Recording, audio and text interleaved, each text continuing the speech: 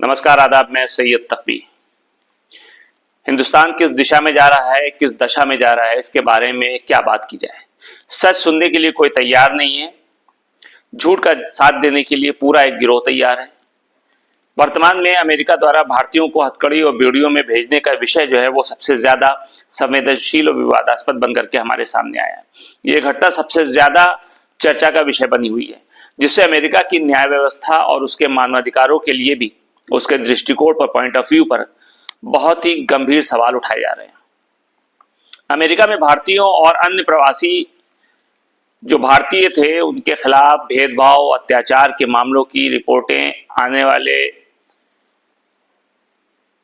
समय में क्या रुख अख्तियार करती हैं, ये तो आने वाला वक्त बताएगा, लेकिन समय समय पर इस तरह की रिपोर्ट आती रहती है। 2025 के शुरुआती महीनों में कुछ भारतीय नागरिकों को जिनके पास वैध वीजा था या जो नौकरी के लिए अमेरिका में निवास कर रहे थे, उन्हें कथित तौर पर हथकड़ी और बेड़ियों में डिपोर्ट किया गया, जिसकी तस्वीरें, जिसके वीडियो सोशल मीडिया पे लगातार देखे जा रहे हैं। और ये घटनाएं कहीं ना कहीं अमेरिकी प्रशासन की नीति पर भी सवाल उठाती हैं और इंटरनेशनल लेवल पर इंडिया के साथ अमेरिका के रिश्तों पर असर डालती हैं।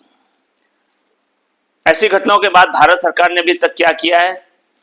अगर सच्चाई देखी जाए तो भारत सरकार खामोश है।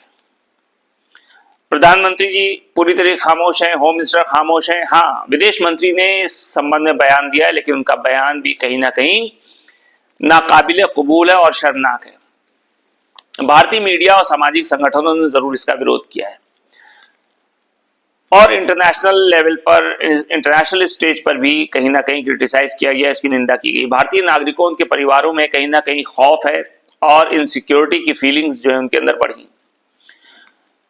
इस प्रकार की घटनाओं के पीछे कई वजह हो सकती है, जैसे अमेरिकी पॉलिसी, उनकी जो सुरक्षा चिंताएं हैं या इंटरनेशनल जो पॉलिटिकल प्रेशर है।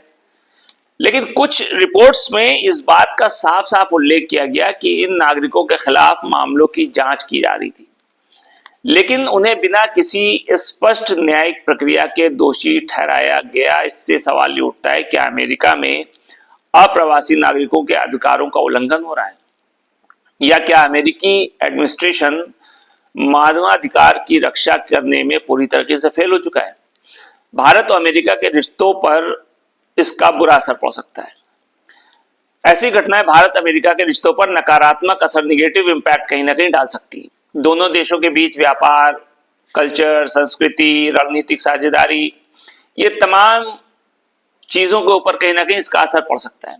इंडिया को उम्मीद है कि अमेरिका इस मुद्दे पर जल्दी कार्रवाई करेगा और फ्यूचर में इस तरीके की घटनाओं से बचने के लिए अपनी नीतियों को सुधारने की दिशा में कदम उठाएगा।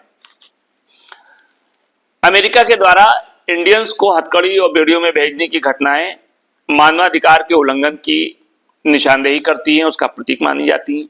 इसे सुधारने के लिए दोनों देशों के बीच बातचीत और आपसी साझेदारी की आवश्यकता है, ऐसा इंडियन गवर्नमेंट इस वक्त कह रही है, ताकि अप्रवासी नागरिकों की अधिकारों की रक्षा की जा सके और किसी भी प्रकार के भेदभाव से बचा जा सके। और ये एक गंभीर मुद्दा है जिसे इंटरनेशनल लेवल पर कहीं ना कहीं उठाना चाहिए। ये तो वो नॉर्मल और एक जनरल लेवल की बातें थी जो एक मीडिया पर्सन या एक मीडिया के द्वारा कही जाती है, लेकिन आप इस पर गौर करें कि कनाडा जो है वो अमेरिका से नहीं डर रहा है, मैक्सिको जो है वो भी अमेरिका से कहीं ना कहीं भिड़ने के लिए तैयार है, जवाबी हमला करने के लिए तैयार है, अमेरिका की चीजों का बहिष्कार करने के लिए तैयार है। कोलंबिया जो है उसने भी अमेरिका को काफी कुछ सुनाया है और अमेरिकी तेल कंपनी की जो पार्टनरशिप थी उसको खत्म कर दिया। लेकिन 140 करोड़ आबादी वाला भारत, उसका विदेश मंत्रालय आखिर अमेरिका से इतना खौफ क्यों खा रहा है, क्यों खामोश है, क्यों डरा हुआ है? प्राइम मिनिस्टर नरेंद्र मोदी वो अपनी लाल लाल आंखें सिर्फ छोटे देशों को, या यूं कहूं कि अपने पड़ोसी पाकिस्तान को क्यों दिखाते हैं? क्यों नहीं वो अमेरिका और चीन जैसे देशों को अपनी लाल लाल आंखें दिखाते हैं? इस पर भी अक्सर चर्चा होती रहती है, खास तौर पे जो कांग्रेस पार्टी के राहुल गांधी हैं, कहीं ना कहीं वो अक्सर इस पर सवाल उठाते रहते हैं कि आखिर प्रधानमंत्री जी की लाल आंखें कहां हैं। और इसमें जब भारत के नागरिकों को हथकड़ियों बेड़ियों में भेजा गया तो इस पर कहीं ना कहीं देश के प्रधानमंत्री का और गृह मंत्री का बयान आना चाहिए। चीन और अमेरिका के मुद्दे पर मोदी जी चुप क्यों हैं, यह बहुत बड़ा सवाल है, क्योंकि क्यूबा, वेनेजुएला और पनामा जो है वो अमेरिका से नहीं डरते और कहीं ना कहीं सवाल उठाते हैं और जवाब भी देते हैं। लेकिन डोनाल्ड ट्रंप को घेरने के बदले में हिंदुस्तान में जो अंधभक्त हैं या जिनको गोबर भक्त कहा जाए, वो कहीं ना कहीं सोशल मीडिया पर डिपोर्ट किए गए अप्रवासी भारतीयों पर ही निशाना साध रहे हैं। याद कीजिए आप,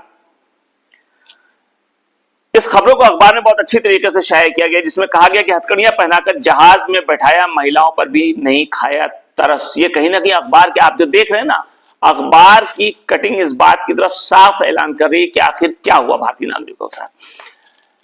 अमेरिका से रिपोर्ट किए गए जिले के 11 लोगों में से 4 लोग घर लौट आए। इनमें से ज्यादातर मीडिया के सामने आने से बच रहे हैं। यह भी एक बहुत बड़ा सवाल है, क्योंकि सरकार से उनको कहीं ना कहीं खतरा नजर आ रहा है। कसान गांव के अंकित ने बताया कि वो 7 महीने पहले अमेरिका में रोजगार के लिए डंकी रूट से विदेश गए थे। मैक्सिको सीमा पर करीब 5 महीने तक रहे, 15 किलोमीटर तक पैदल चलना पड़ा और करीब 45 लाख रुपए खर्च करके अमेरिका पहुंचे थे। ट्रैवल एजेंट ने 40 दिन में अमेरिका भेजने का वादा किया, लेकिन 6 महीने में वो अमेरिका पहुंच सका। जब वो अमेरिका पहुंचा तो वहां उसके साथ अपराधियों की तरह व्यवहार किया गया और जब डिपोर्ट किया तो ना तो महिलाओं पर तरस खाया और ना ही बच्चों पर तरस खाया। हथकड़ियां पहनाकर हवाई जहाज में बिठा दिया। अमृतसर में विमान उतरने से 30 मिनट पहले केवल महिलाओं की हथकड़ियां खोली गई। अंकित ने बताया कि अमेरिकी सरकार ने भारतीयों की धरपकड़ शुरू कर दी है। वहीं दूसरी तरफ अखबार यह भी कह रहा है, खास करके पीआईबी यानी कि प्रेस सूचना ब्यूरो, वो क्या कह रहा है पीआईबी? वो कह रहा है कि ये जो हथकड़ी और बेड़ियों की तस्वीरें नजर आ रही हैं, ये पूरी तरीके से फर्जी तस्वीर हैं। लेकिन सवाल ये, अगर तस्वीर फर्जी हो सकती है, लेकिन जो अपनी जबान से इंटरव्यू दे रहा है, वो बोल रहा है, अपनी दास्तान सुना रहा है, अपनी दुख भरी बीते हुए दिन सुना रहा है, उसको झूठा कैसे साबित करेंगे ये पीआईबी यानी प्रेस सूचना ब्यूरो या भारत सरकार? क्योंकि ये पीआईबी कह रही है कि अमेरिका से वापस किए गए भारतीयों की प्रसारित हो रही हथकड़ी और बेड़ियों वाली तस्वीर पूरी तरीके से फर्जी है। तो इस पे कहीं ना कहीं ध्यान देने की जरूरत है। वो पीआईबी क्या कह रहा है? वो कह रहा है कि हमने फैक्ट चेक किया और सोशल मीडिया में और पोस्ट में जो लिखा गया सारी तरीके से फर्जी अकाउंट के जरिए इस पे की जा रही है। लेकिन सवाल ये है कि याद कीजिए, प्रधानमंत्री नरेंद्र मोदी जी जो है वो अमेरिका गए थे, उन्होंने जाकर के कहा था भाई भारत में जैसे था आपकी बार मोदी सरकार, तो अमेरिका में जाके कहा था आपकी बार ट्रंप सरकार। और ट्रंप ने क्या किया? भारतीयों के हाथों में हथकड़ियां और पैरों में बेड़ियां डाल करके वापस भारत भेज दिया कि लो बेटा अपना माल पकड़ो, चलो निकल लो। लेकिन इसका कोई जवाब देने वाला नहीं और ना कोई इस पर सवाल उठाने वाला है। याद कीजिए, डोनाल्ड ट्रंप की जीत के लिए जो है वो हिंदू महासभा ने, अखिल भारतीय हिंदू महासभा ने हवन किया था। आप जो तस्वीर देख रहे हैं ना, इसमें क्या है? इसमें हवन दिखाया जा रहा है। किसने किया था? अखिल भारतीय हिंदू महासभा ने। क्यों? ट्रंप आ जाए। मतलब कितनी बड़ी जहालत है कि अमेरिका में चुनाव हो रहा है, उसके लिए यहाँ हवन हो रहा है कि अगर वो जीत जाएंगे तो पूरी दुनिया तरक्की करने लगेगी और पूरी दुनिया से जो है वो हिंसा मिट जाएगी। और इस अखबार ने भी यही कहा कि विश्व से आतंकवाद से मुक्ति दिलाने के लिए ट्रंप का आना बहुत जरूरी है। एकदम वैसे ही जैसे इस देश को सोने की चिड़िया बनाने के लिए, जेब में 15 लाख देने के लिए, पेट्रोल 35 रुपए देने के लिए नरेंद्र मोदी का आना जरूरी था, वैसे ही जो है वहां पे ट्रंप का आना जरूरी था विश्व से आतंकवाद मिटाने के लिए। लेकिन उनके आने के बाद क्या हुआ? चीजें और खराब होती चली जा रही हैं। जैसे पिछले 10 साल में हिंदुस्तान की स्थिति बद से बदतर हो गई, ऐसे ही अमेरिका के आने के बाद पूरे विश्व की स्थिति बद से बदतर होती चली जा रही है।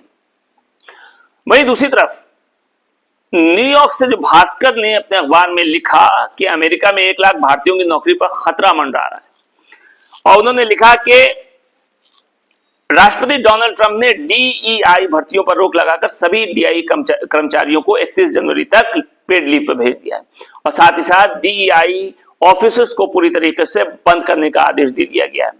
यानी सभी फेडरल दफ्तरों से डीईआई को लेकर रिपोर्ट मांगी गई है। आपको हम बताएं कि अमेरिका में कुल 32 लाख फेडरल एम्प्लॉइज हैं। इनमें से 8 लाख कर्मचारी डीईआई प्रोग्राम के तहत काम करते हैं। इनमें से लगभग 1 लाख इंडियन है। इनमें अमेरिकी नागरिकता प्राप्त और वर्क वीजा जैसे H1B वीजा पर काम करने वाले लोग शामिल हैं। इसमें पार्ट टाइम जॉब करने वाले स्टूडेंट्स की गिनती नहीं है। अब सवाल ये कि आखिर अमेरिका में हो क्या रहा है। आप गौर करें, हमारा इंडिया, हिंदुस्तान, मोदी जी आ रहे थे कि हिंदुस्तान विश्व गुरु बन जाएगा, पेट्रोल 30 रुपए हो जाएगा, गैस सस्ती हो जाएगी और 15 लाख जेब में आ जाएंगे, रोजगार ही रोजगार होगा और राम राज आ जाएगा, पूरी तरीके से हिंदुस्तान में सुकून गई। ये सब बातें 2010 में, इससे पहले 2014 से पहले हो रही थी, जब प्रधानमंत्री नरेंद्र मोदी जी इलेक्शन लड़ रहे थे और हिंदुस्तान का प्राइम मिनिस्टर बनने के लिए आगे बढ़ रहे थे। वैसे ही अमेरिका में भी कि ट्रंप अगर आ जाएंगे तो ये हो जाएगा, वो हो जाएगा, तमाम बातें। लेकिन अब आप गौर करें कि अमेरिका में 1960 से सभी वर्गों को रोजगार, शिक्षा और क्षेत्रों में समान अवसर देने के लिए डीआई प्रोग्राम शुरू किया गया। ये तत्कालीन राष्ट्रपति जॉन कैनेडी और मार्टिन लूथर के आदर्शों से प्रेरित था। लेकिन डोनाल्ड ट्रंप ने आकर के उनके सब काम को बंद कर दिया कि वो सब बेकार काम था। जैसे यहां पे प्राइम मिनिस्टर नरेंद्र मोदी के आने के बाद उन्होंने जवाहरलाल नेहरू, लाल बहादुर शास्त्री, इंदिरा गांधी के सभी कामों को एकदम बेकार बता दिया और कहा कांग्रेस ने 70 साल में किया क्या, सिर्फ देश को लूटा खुद किया, जो करेंगे वो हम करेंगे, और पूरा देश लूट लिया। लोग हिंदुस्तान से पैसे ले लेकर के भाग गए, अपने ऑफिसर्स बना लिया इन्होंने और तमाम चीजें हो गई जिसे पूरा मीडिया, पूरा देश जानता है, हर पढ़ा लिखा इंसान जानता है, भक्तों को छोड़ करके। अब देखिए यहां पे अपने पूर्ववर्ती, जो अपने पुराने जो प्राइम मिनिस्टर थे जिन्होंने देश की कुर्बानियां दी थी और देश को आजाद कराया और देश को आगे बढ़ाया, उनको बेकार बता दिया गया। वैसे ही वहां पर डोनाल्ड ट्रंप के आने के बाद जॉन कैनेडी और मार्टिन लूथर किंग जैसे महान नेताओं को बेकार बता दिया गया, उनके द्वारा शुरू किए गए कामों को खत्म करने की कोशिश की गई। अब आप इसमें देखिए कि ऐसा क्यों हो रहा है। अमेरिका में प्राइवेट सेक्टर को भी डीआई प्रोग्राम में नौकरी देना कंपलसरी है, लेकिन इसका असर क्या हुआ कि मेटा, अमेजन ने सब कुछ बंद कर दिया। Meta, Boeing, Amazon, Walmart, Target, Ford, Molson, Harley Davidson, McDonald, इन सब ने डीईआई बंद करने का ऐलान कर दिया है। यानी टिम कुक की एप्पल और रिटेल स्टोर कोस्टको जैसी दो बड़ी कंपनियों ने ही डीईआई जारी रखने की बात की, बाकी सबको बंद कर दिया गया है। इससे क्या होगा कि अमेरिका में रह रहे भारतीयों पर बुरा असर पड़ेगा। लेकिन सवाल वही है कि हमारा देश आखिर इस पे खामोश क्यों है। और इस पे डिपोर्टेशन पर हमारे विदेश मंत्री ने जो बातें कही वो भी हम आपको बता दें। उन्होंने पहली बात की कि भारत सरकार के रूप में हम लीगल मूवमेंट के पक्ष में हैं। दूसरी बात की अवैध मूवमेंट किसी भी तरह से सही नहीं है, इससे खतरे पैदा हो सकते हैं। तीसरा उन्होंने कहा कि डिपोर्टेशन कोई नया नहीं है, ये 2009 से हो रहा है। और चौथी बात कही कि डिपोर्टेशन के दौरान नागरिकों के साथ किसी भी तरह का बुरा बर्ताव नहीं किया गया। सवाल ये क्या वो सच बोल रहे हैं या झूठ बोल रहे हैं? क्या आज की तारीख में जो हिंदुस्तानियों के साथ अमेरिका ने किया है, क्या इससे पहले की तारीख में कभी ऐसा हुआ है कि हिंदुस्तानियों को हथकड़ियों और बेड़ियों में रख करके अपने सेना के विमान से हिंदुस्तान भेजा गया है? अगर है ऐसा तो कहीं ना कहीं उसे बताना चाहिए। दूसरी चीज उन्होंने कहा किसी भी तरह का बुरा बर्ताव नहीं किया गया, तो क्या यह मान लिया जाए कि किसी को, किसी देश के नागरिक को हथकड़ी और बेड़ी पहना देना कोई बुरा व्यवहार नहीं है। हिंदुस्तान की सरकार को अपनी सोच, अपनी नीति में बदलाव लाना पड़ेगा और कहीं ना कहीं अपने कार्यशैली को भी चेंज करना होगा। और साथ ही साथ देश के नागरिकों को भी इस बात में सोचना होगा कि आखिर वो जिस सरकार की पैरवी कर रहे हैं, क्या वो देश के लिए फायदेमंद है, क्या देश का नागरिक इस सरकार के अंदर सुरक्षित है या नहीं है, इस पर गौर करने की जरूरत है। नमस्कार।